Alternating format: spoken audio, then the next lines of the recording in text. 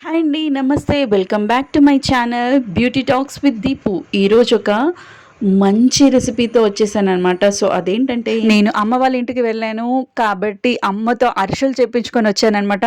అమ్మ చాలా చాలా టేస్టీగా చేస్తుంది. అరిసెలు నోట్లో వేసుకుంటే కరిగిపోతాయన్నమాట. అంత బాగా చేస్తుంది నిజంగా చెప్పాలి అనంటే. సో, చాలా తక్కువ ఇంగ్రీడియెంట్స్‌తో చక్కగా మనం అరిసెలు ఎలా చేసుకోవాలి ఈ వీడియోలో అయితే చూసేద్దాం. అరిసెల్ని చాలామంది బయట కొనుక్కొచ్చుకొని తింటూ ఉంటారండి. అది కాస్ట్ అనేది ఎక్కువగా ఉంటుంది. అరిసెలు అంటే ఇష్టపడని వాళ్ళు ఎవరుంటారండి? పిల్లలు, పెద్దలు, ముసలి వాళ్ళు అందరూ కూడా తినొచ్చు. సో, అంత సాఫ్ట్‌గా ఉంటాయన్నమాట. సో, కాబట్టి మనం ఇంట్లోనే ఈజీగా ఎలా తయారు చేసుకోవాలి ఈ వీడియోలో చూసేద్దాం. Let's start the video. అరిసెల కోసం నేను 2 కిలోల రైస్ తీసుకున్నానండి. ఆ రైస్‌ని నైట్ నానబెట్టుకొని పొద్దున్నే ఆ వాటర్ అంతా వడగట్టేసి మనము పొడి పొడిగా చేసుకొని కాసేపు ఒక హాఫ్ అన్ అవర్ పాటుగా ఆరబెట్టుకోవాలి. ఆ తర్వాత ఆ బియ్యాన్ని పిండి పట్టించుకోవాలి. అంటే అరిసె పిండి అంటే వాళ్ళు పడతారండి. సో, అలా పట్టించుకొని పక్కన పెట్టుకోవాలి. ఇప్పుడు అరిసెలు ప్రిపేర్ చేయడానికి ఒక పెద్ద గిన్నె పెట్టుకోవాలి. ఆ గిన్నెలో ఒక 3 టేబుల్ స్పూన్స్ ఆయిల్ వేసుకోవాలి. ఆయిల్ కాస్త వేడైన తర్వాత చిన్న టీ గ్లాస్ వాటర్ వేసుకోవాలి. ఆ వాటర్ వేసేటప్పుడు కొంచెం జాగ్రత్తగా ఉండి వాటర్ వేసుకోవాలనమాట. ఆ వాటర్ అనేది మసిలిన తర్వాత మనము 2 కేజీస్ రైస్‌కి 2 కేజీస్ క్వాంటిటీ బెల్లం తీసుకోవాలి. ఈక్వల్‌గా బెల్లం తీసుకోవాలి. ఎందుకంటే మనము స్వీట్ అనేది ఎక్కువగా తినే వాళ్ళైతే కొంచెం తక్కువగా తీసుకోవచ్చు. నేనైతే ఇక్కడ 2 కేజెస్ తీసుకున్నానండి. ఎందుకంటే మా ఇంట్లో స్వీట్ అనేది బాగా తింటారు కాబట్టి నేను క్వాంటిటీ అనేది సేమ్‌గా తీసుకున్నాను. బెల్లం అంతా కూడా ఇందులో వేసి కలుపుతూ ఉండాలి. ఇది చిన్న చిన్న పీసెస్‌లా వేసుకుంటే కూడా ఇంకా చక్కగా తొందరగా కుక్ అయిపోతుంది. సో, ఇలా మొత్తం బెల్లం అంతా కూడా కరిగిపోయిన తర్వాత ఇలా ఉంటుందండి. సో, దీన్ని గడ్డలు లేకుండా కలుపుతూ ఉండాలి. ఎందుకంటే కింద అడుగంటిపోతా ఉంటుందండి. కాబట్టి అడుగంటకుండా, మాడిపోకుండా దీన్ని కలుపుతూ ఉండాలి. గడ్డలనేవి ఎక్కడా కూడా కనబడకుండా చక్కగా మనకి బెల్లం అంటే జ్యూస్ లాగా తయారయ్యేంత వరకి కూడా దాన్ని చక్కగా మిక్స్ చేస్తూ ఉండాలి. ఇప్పుడు చూసారు కదా! ఇలా చక్కగా జ్యూసీలాగా అయిపోయిన తర్వాత మనం ఒక బౌల్‌లో వాటర్ తీసుకొని దాన్ని పాకం పట్టిందా లేదా అంటే పాకం అయిందా లేదా అనేసి టెస్ట్ చేయాలన్నమాట. వాటర్‌లో అది బెల్లం వేస్తే వెంటనే మనకి అది ముద్ద కట్టాలన్నమాట. గడ్డలాగా రావాలి. సో, అప్పుడు మనకి పాకం అనేది రెడీగా ఉన్నట్టనమాట. లేదంటే అందులో వాటర్‌లో డ్రై అయిపోయినట్టు అయిపోయిందనుకోండి, అంటే వాటర్‌లో కలిసిపోయిందనుకోండి, ఇంకా పాకం సరిగ్గా రానట్టనమాట.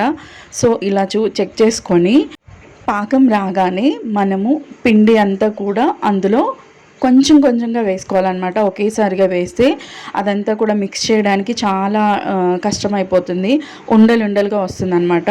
సో, కొంచెం కొంచెంగా కలుపుతున్న కొద్దీ కొంచెం కొంచెంగా వేసుకోవాలి.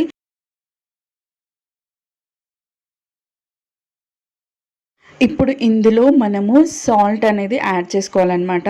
స్వీట్ కదా సాల్ట్ యాడ్ చేయొచ్చా అంటే సాల్ట్ అనేది ఇంకా ఎక్కువ టేస్ట్ అనేది మనకి ఇవ్వడానికి యూజ్ అవుతుంది.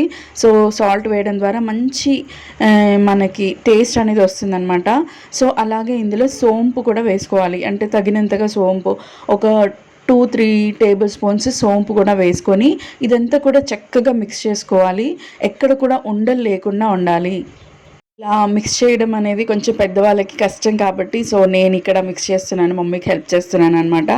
సో ఇలా చక్కగా మిక్స్ చేసుకున్న తర్వాత ఇలా వచ్చేస్తుంది అనమాట. కొంచెం ఉండలుగా వచ్చేస్తుంది కానీ చాలా చాలా వేడిగా ఉంటుందండి. కాసేపు ఇది ఆరడానికి టైం పడుతుంది అనమాట. సో ఇది కొంచెం సేపు ఆరనివ్వాలి. ఆరిన తర్వాత మనము కొద్దిగా ఇందులో సోడా అనేది యాడ్ చేయాలి. ఈ సోడా యాడ్ చేసిన తర్వాత మనం చక్కగా మిక్స్ చేయాలి ఇదంతా కూడా. మనము ఎందుకంటే కొద్దిగా మనకి చల్లబడిపోయిందనమాట. చల్లబడిపోయింది ఇదంతా కూడా చక్కగా మిక్స్ చేస్తే ఏమవుతుందంటే మనకి చక్కగా అది పొంగడానికి అలాగే మనం తినేటప్పుడు స్వీట్నెస్ అనేది మంచిగా ఇవ్వడానికి మనకి యూజ్ అవుతుంది. అలాగే ఇది బాగా చల్లబడిపోయేటట్టుగా ఉంచకూడదండి. కొద్దిగా లైట్గా వేడిగా ఉన్నప్పుడు మనము గోరువెచ్చగా ఉన్నప్పుడు దాన్ని ఉండలుగా చేసుకొని చేయాలన్నమాట. సో ఇక్కడ మా మమ్మీ అయితే చక్కగా మళ్ళీ మిక్స్ చేస్తుంది ఇక్కడ. ఇదంతా కూడా చల్లబడిపోయింది, గోరువెచ్చగా అయిపోయింది. సో ఇలా అంతా కూడా ప్రిపేర్ చేసుకోవాలన్నమాట.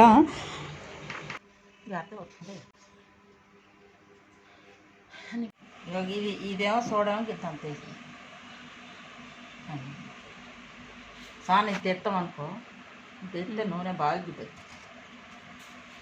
చల్లగా ఉడుకున్నాయి. సో సోడా ఎక్కువ వేయడం వల్ల మనకి ఆయిల్ అనేది ఎక్కువగా అబ్జర్వ్ చేస్తుందన్నమాట. సో మా మమ్మీ చెప్తుంది అదే టిప్. ఇప్పుడు ఇందులోకి మనము ఫ్రెష్‌గా యాలక్కాయ పొడి వేసుకోవాలన్నమాట. సో యాలక్కాయలు అప్పుడే కొద్దిగా మంచిగా దంచేసుకొని అందులో వేసుకోవడం వల్ల మన అరిసెలకి చాలా మంచి టేస్ట్ అనేది వస్తుందంట. సో అప్పటిదప్పుడు ఫ్రెష్‌గా మనం దంచి వేసుకోవాలన్నమాట. దాదాపుగా ఒక 5 ఆర్ 6 మనం దంచి వేసుకున్నాం అనుకోండి, ఇంకెక్కువ వేసుకున్నా కానీ టేస్ట్ అనేది చాలా బాగుంటుంది. సో అప్పటిదప్పుడుగా ఇలా దంచి మనం అందులో వేసుకోవాలి. చాలా చాలా ఫ్లేవర్ అనేది మనం తినేటప్పుడు మంచిగా డైజెషన్ అవ్వడానికి, అలాగే అది మంచి స్మెల్ రావడానికి, అది ఖరాబ్ కాకుండా ఉండడానికి, అంటే మినిమం ఒక 1 వీక్ అయినా 1 వీక్ అంటే ఒక 15 డేస్ 1 మంత్ వరకు ఉంటాయి కదా. సో అలా ఉండడానికి అనేది, అంటే నిలువ ఉండడానికి అనేది ఇది కూడా మంచిగా యూజ్ అవుతుందన్నమాట. చక్కగా స్మెల్ అనేది కూడా వస్తుంది. సో అందుకని ఇది ఫ్రెష్గా వేసుకొని అప్పటికప్పుడు వేసుకొని మంచిగా మిక్స్ చేసుకోవాలి. ఇప్పుడు అది మిక్స్ చేసుకుంటూనే మనము ప్యాన్ పెట్టుకొని చక్కగా ఇలా చిన్న చిన్న ఉండలుగా చేసుకొని మనం ఏం చేయాలి అని అంటే పూరీలాగా మనం ఒత్తుకోవాలన్నమాట. చేత్తోనే ఒత్తుకోవాలి. సో అలా ఒత్తుకోవడం వల్ల మనకి ఈజీగా వస్తుంది. అలాగే మరీ సన్నగా చేయకూడదు, కొద్దిగా లైట్గా లావుగా ఇలా నేను చూపిస్తున్న విధంగా ఇలా ఉండాలన్నమాట. సో ఇదంతా కూడా మా మమ్మీ చేస్తుంది, నేనేం కాదు. సో కొద్దిగా ఆయిల్ అనేది వేడైందా లేదా అనేసి ఇలా చిన్న డ్రాప్ అనేది అందులో వేసి చూస్తే, అంటే వెంటనే మనకి తేలాలన్నమాట. కిందికి వెళ్ళేసి ఆయిల్లో పైకి వచ్చేయాలి. సో అప్పుడు కరెక్ట్గా వేడి అనేది ఉన్నట్టు అనమాట.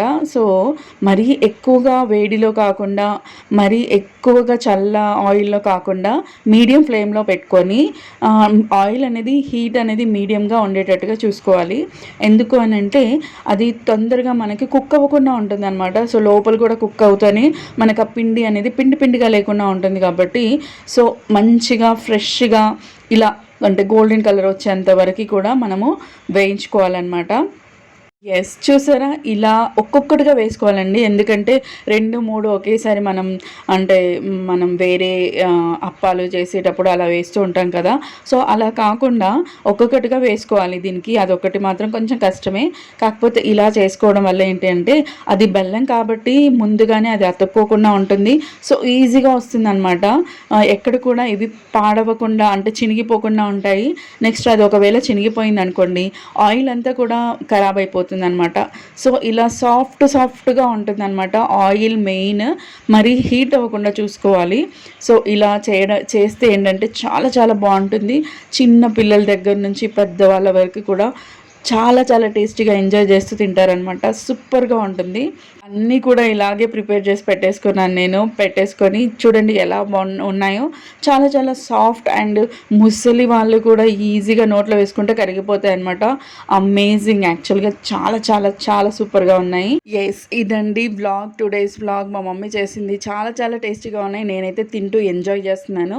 సో మీరు కూడా ఒకసారి ఇలా ట్రై చేయండి. మీకు ఎలా వచ్చింది ఏంటి తప్పకుండా నాతో కామెంట్ సెక్షన్లో కామెంట్ చేయండి. అలాగే మీకు ఈ వీడియో నచ్చితే తప్పకుండా like and share and subscribe to my channel. Thank you for watching this video. Bye and have a great and nice day.